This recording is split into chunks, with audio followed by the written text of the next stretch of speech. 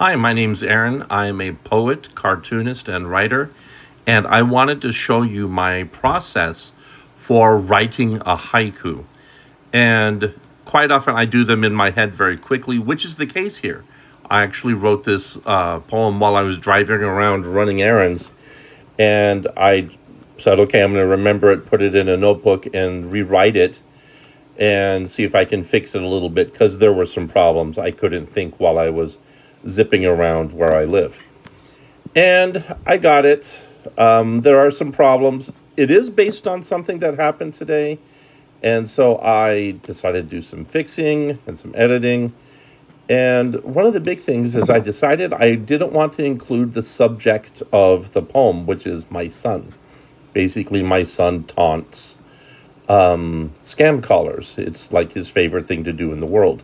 And this morning he was doing that as the temperature here ticked up into 90 degrees. And he was out on his patio, taunting these people. And so I decided to write about how it's getting hot and he's doing one of his favorite things. And as I was writing, I decided, I'm not going to include the subject, my son. I'm going to leave it out. And that's one of the things that you can do, of course, with poetry.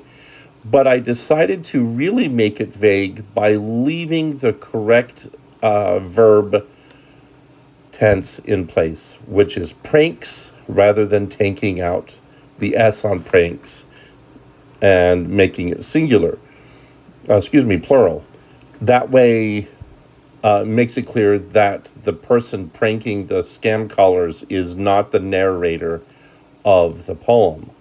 And I thought that was important. I wanted it to seem like it was somebody else. Anyway, this is, doing some revisions, going through, doing 17s. You notice I did number counting on my hands. That's really important. I do it a lot. By the way, I apologize for the camera angle. It's the only thing I got. I'll find an overhead way of doing things.